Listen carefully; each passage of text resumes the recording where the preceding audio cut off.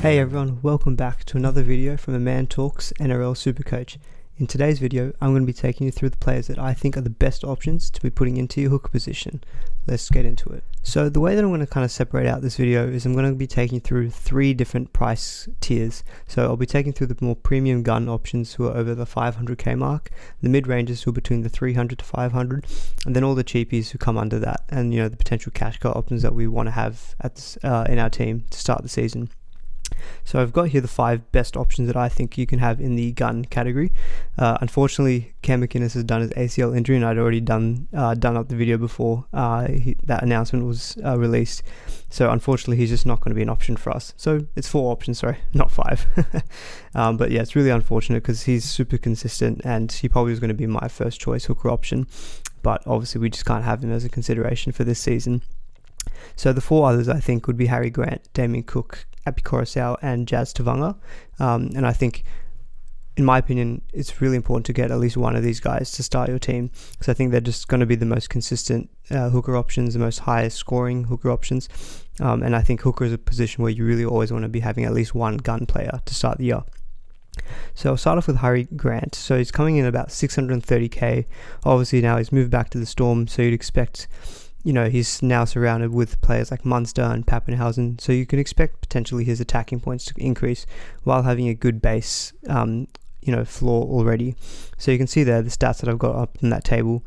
He was averaging a PPM of almost about 1 point per minute, which is really good to see, given that he's on average going to be playing maybe in the 70 to 80 minute mark. Now again, that is all dependent, I guess, on what kind of rotation gets used at the Storm with him and Brandon Smith. And we don't even know yet about Cam Smith, what's happening with him, but we're just going to assume that, Harry Grant is going to be the first choice number 9. And if he is, even if he was playing 65 minutes, I think that would still give you a good floor of about 65 points. And you can see there, he's averaging about 67 of his points from base stats, which actually means that he's got about 20 to 25% of his points actually coming from attacking threat, from try assists, line break assists, scoring tries himself, offloads, tackle breaks, that kind of thing. So I think when he's actually playing in a more successful Melbourne team than, say, in the Tigers, I actually think that attacking potential is, it's obviously going to be increased. You'd expect the Storm to be scoring more points than the Tigers. Now, the Storm do have a bit of a tough start to the year. I can't quite remember the teams, but they've had some tough games in their first 6-game stretch. I did do a video going through the teams that I think had the good and the tough starts to the year. So if you guys haven't checked that out already, would highly recommend to do that. But I think, given that he's got a good variety of ways to get his points, I think he's a really, really solid option. And with the McInnes news, I think he's probably going to be my next best replacement at the hooker position. Moving on to Damien Cook, I think it's not surprising to see that the ownership stats of these two are going to be the highest in the hooker role. Given McInnes' injury, I think these two are going to be the most consistent options that you can rely on. So Damien Cook's about 10k cheaper at 620, averaging points very, very similar to Harry Grant, with the PPM a bit lower at 0.88. Now, the one thing I do find with Cook is obviously, he's averaging about the same percentage of his points from base stats, similar to Harry Grant. But the one thing I do find with Cook is that he was a little bit more inconsistent than Harry Grant. I think I remember last season his highest points was like 138, but his lowest was 38. Whereas I think with Grant, in games that he was playing more than, like, say, 40 minutes, I think his lowest was like 48. So Grant just had a little bit of a higher floor than Damien Cook. And the Rabbitohs do also have a pretty tough start to the season as well. Their first 3-game stretch, I think they've got the Storm and the Roosters. But then I think they do have a pretty soft part of the draw from rounds 4 and 5, when I think they've got the Bulldogs and the Broncos. So with Cook, he obviously, you'd expect him to be getting points from his, from his tackles and his run meters. But he can chip in, with some attacking threat as well from tries and line breaks. So I think, he's going to be a good option to have if you think that the Rabbitohs are going to have a good start to the year as well. I think for me personally, it'll be between Harry Grant and Damien Cook for me in the hooker role. I think the one thing that Damien Cook might have over Grant is that he's, you can rely on him playing 80 minutes a game. He's the first choice hooker. There's no one really that's going to take him out of the rotation. Whereas with Grant, I guess it's a little bit of a risk with Brandon Smith, potentially spending some time at number 9 as well. So I think that is the one potential risk with Harry Grant. Of the two, I'd probably lean towards Grant just because I think his attacking upside is greater and he's a little bit more consistent in my opinion. So I think that makes him a little bit more of a safer potential captain or vice captain option as well, which is something we have to consider. So moving on to Coruscant, I think Coruscant is actually someone who's gone a little bit under the radar this year. Obviously, he was super popular last year, mainly because he was starting out pretty cheap in the 300k. And it was pretty guaranteed that he was going to be the starting number 9, which he will be again this year.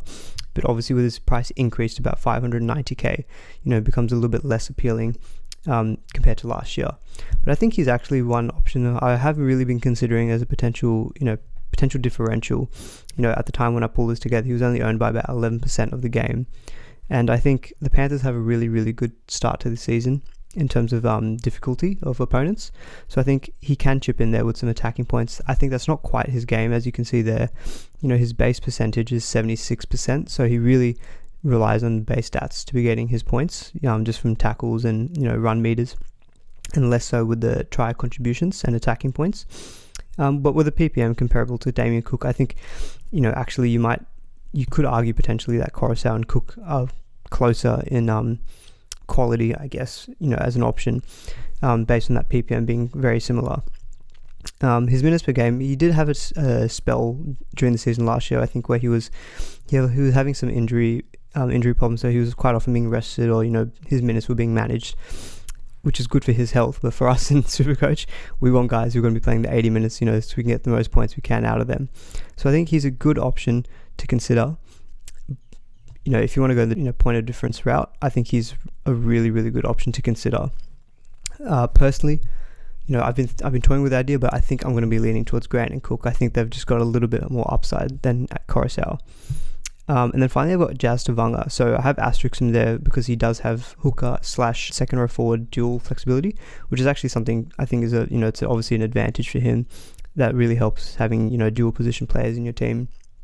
At 550k, he's only owned by 3% at the time that I pulled this together. And obviously with McInnes' injury, I would expect that to go up a little. But I can confidently say that his ownership would be less than the other 3 that I've mentioned before. And the thing with him, he's just an absolute workhorse. You can see that PPM. He was averaging 1.3 points per minute when he was on the field. He just loved to get into it, get into tackles. And the thing with Tavanga as well, that his base percentage is 76%. But the way he gets his other points is from offloads. He loves to offload. I think he only scored maybe 1 try last year. But he just loves to get offloads, which is great to see when you're watching games and you see him popping offloads and you're like, yep, more points for me. The only downside with him is his minutes. We just don't know what kind of minutes he's going to get under the new coach at the Warriors. But in 47 minutes, getting an average of 62 points, that's really, really impressive. So I think if you knew you were getting about 55 to 60 minutes from Tavanga, I think he'd be a really, really, really good option. And you have that flexibility. You don't have to put him in your hooker position. You can actually just chuck him into your second row as well. There is definitely room for him in your team. Maybe not in the hooker position, but if you want to get him into your second row, I think it's pretty valid. Now I'm just going to jump onto a bit of a player comparison as well. So this is just kind of a compilation of their stats from last year as well. A lot of things you'll see are very similar. But one thing I wanted to point out as well was the min and max score, just in the middle of that table there. So you can see, kind of alluding to before, Harry Grant, his minimum score was 40 points and his max was 100, which, so he only had a variance of 60 points between his minimum and his maximum. And you can see that 40-point game actually came when he was only playing 56 minutes. So, in all the other games where he was playing kind of like 80 minutes to, 60 plus minutes, he was really, really consistent. He did have that one 48-point game, but, we'll let him off the hook for just one game in the season, I think. So I think Harry Grant, he'll be super consistent. With Cook there, you can see in the second column, again, he had that variance of 35 points to 138. And that's kind of something to maybe just keep in mind when you're selecting Cook, is that the variance can really be there. But, if you're a player who really likes to have players with big upside, I think Cook could be your man. Because you can see here, obviously, he was playing 80 minutes a game. He scored 35 in an 80-minute game, and at the same time, he scored 138. So the variance was huge. And with Coruscant, you can see here the minutes did kind of start to tail off in the second half of the season, which probably did, affect his average as well. Because you can see to start the year, he was getting into the 70s quite consistently as well. So I think he was just a really, really reliable option. So I think if you're looking to maybe save some money in the hooker position, because he's a little bit cheaper than Grant and Cook, I think if you think that he's going to be playing close to 80 minutes, I think he's going to be a safe option. And kind of what I was talking about with Tavanga, you can see there his minutes were just kind of all over the place. Like we were kind of seeing it start to increase after 4 or 5 games, but then it went back down to the 30s and the 40s. So it was just kind of just all over the place. But I think what you can expect from him is that when he's on the field, he's going to be getting you points. So I think it's kind of depends on what kind of flavor of hooker you would prefer. That sounded really bad. But yeah, so those are the kind of the gun players that I think you can consider in hooker. Personally, for me, I would go either Grant or Cook. But I think if you're looking for a little bit of a difference option that will save you money in that position, Coruscant and Tavanga I think are safe bets. Alright, so moving on to the kind of mid-range hooker options. I've got 3 options here, and to be honest though, I'll present the options to you, but I think for me, I'm not really going to go for any of these 3. I think for hooker roles, given the potential cash cow options we have in that position, I think I'm going to be going with a gun option and then a cheapie. I just don't see room for myself to have a mid-range option, but I know some players, will play the game differently, so I thought still worthwhile for me to give you guys some considerations. So starting off, I had Brandon Smith at 490k. Again, kind of the same point that I mentioned with Grant. We just don't quite know yet what his role is going to be. You'd expect him either to be maybe in the 13 or otherwise in that kind of number 14 role off the bench. But as a result, looking at his minutes, we're not quite sure what kind of minutes he's going to play.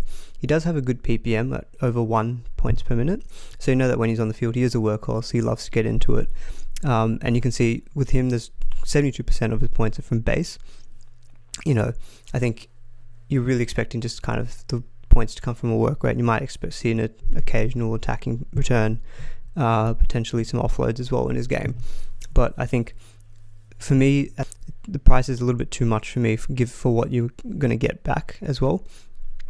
And I'm just not sure about what his role is going to be. So for me, I just don't want to really have that kind of, just have that in the back of my mind when I've got him in my team, how many minutes he's going to play. So I think for me, he's just not going to be in my side personally. But I know towards the back end of the year, he did become a popular option when Grant actually got injured, because then that meant, we were looking for different hooker options. And I think Smith at the time was also injured, and Coruscant was having a bit of his troubles as well. So I think that's when Smith kind of was getting into consideration. He does have dual flexibility as well. He is a hooker / second row. So, if you really value that could, come into favor. Obviously you could just put him in your second row and not use up a hooker slot. But even in the second row, I don't know if I'd go for him there. Next up, I've got Josh Hodgson, 370k. He was owned by about 8% of the game at the time that I pulled this together. Again, for me, I think he's just not going to be an option. Like he's just one of those guys who's really, really good in real life, NRL. But when it comes to SuperCoach, he's just not that kind of player that we want. His PPM, obviously, again, this is kind of taken into consideration his last year, which was injury affected. So I think that's something to consider as well, that his PPM might not be entirely accurate. But I think what's good to note there is that, 80% of his points are from base.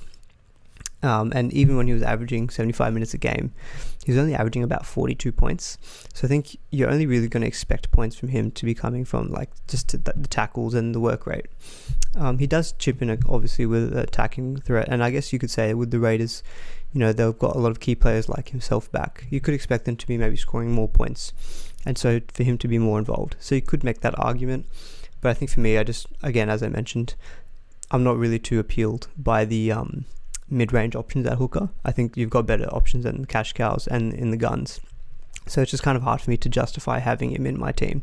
But I know a lot of people will like him as the player and would, obviously he's got a higher ownership than the other 2 that I've mentioned here. And I think that's a lot of it just because people will see him and they know that he's a good player in real life. So they think it will translate to SuperCoach.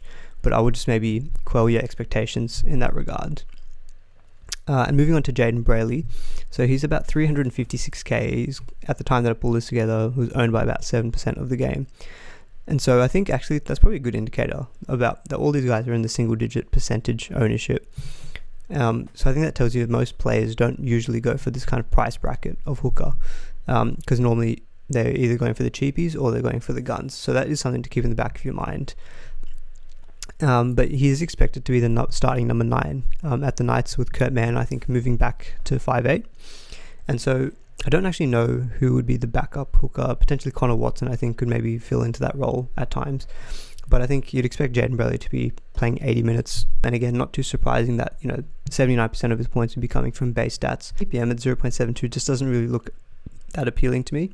I think comparing that to the guys of Harry Grant, Damien Cook, whose PPMs are getting close to like the 0.9, the 1.0, I think you really want to be seeing a good PPM. So I think, he was averaging 49 points, but I think at 350k again, it's just one of those things. It's a bit of an awkward price. So for me, I'm just not sure I'm going to go there. But, I think given that he does have that starting number 9 role, the Knights do have a good start to the season in terms of, difficulty of opponents. So, if you think he's maybe got some attacking potential to crash over for a dummy half try or something like that, you can maybe take a punt on him. But personally for me, I just don't think I'm going to go there. And finally, we're moving on to the cheapies. I think this is what everyone's been waiting for. We all want to know about the cash cows, right? So the 3 cash cow cheapie options that I think I've got for you in the hookers are Connor Watson, Jacob Little, and Jake Simpkin. So I think Connor Watson, at 288k, owned by about 17% of the game at the time that I put this together, I think is a really, really good option. I think he's got a good PPM there, as you can see there, of 1.2, which I think is a really good indicator because it shows you that even if he has a role from the bench, in those 46 minutes, if he's averaging about 36 points, he's still going to be able to deliver some points. And I think he's expected to either be in the number 13 role or in that kind of bench utility role as well. But I think, at the price, it's easier to justify than, say, those mid-range player options. It's easier to fit him in under the budget. And I think if you expect that his minutes will go up, if he does potentially lock down a role in this starting second row, I think he'll be a great cash cow option. And he also has an advantage of being listed in 5'8 as well. So having that dual flexibility does come in handy. If you get, say, an injury to one of those two positions, you can, swap him around and then be able to replace that injured player. So that really does come in handy when it comes to trading players down the line. So I think Connor Watson, is going to be a safe bet. We'll see, I guess, as well, like the round 1 team list. If he is listed at number 13, I think he'll be in my team for sure. Even if he's a number 14, I think, given the price is so low, I think it's a safe bet to go with him. Now, finally, the 2 other cheapies are both the Tigers hookers who will be replacing Harry Grant. So Jacob Little and Jake Simpkin. I think there's been a lot of talk about these two in the SuperCoach community because, which one do we go for? Because obviously they're both cheap, but, Simpkin is obviously, 70k cheaper than Little. And, any money that we can save at the start to put into other positions, I think is always valuable when we're starting a year. So you can see both these guys are already owned by about 28% and 10% respectively. Little, we have a little bit more stats on him, given that when Harry Grant was off the pitch at points during last season, Little was the one to fill in. And you can see here, in those, he was only averaging about 22 minutes a game. That's 2019 stats I pulled together. With a PPM just over 1. So I think that's a good indicator, obviously, of his work rate. Again, a base percentage of about 79% is not surprising to me. The hookers will mainly get their points from just their, their tackling and their hit-ups. So that really doesn't surprise me. But, he's priced at an average of 31. So I think even if he plays like 40 to, 50 minutes in a game, at a PPM of a 1, if he's getting about 40 to 50 points, he's going to be averaging above his price, so he'll be making some money. So I think he's going to be a safe bet as well. And then moving on to Simpkin, I think he's priced obviously at bottom price in the game. So if he gets any points, he'll be able to make us some money. And I don't know quite what the rotation is going to be between the two. But say, for example, if Little played 50 to 60 minutes and Simpkin played 20 minutes, I think Simpkin could maybe then average 20 points. So I guess it kind of depends what you go for. Do you really want to save money with Simpkin?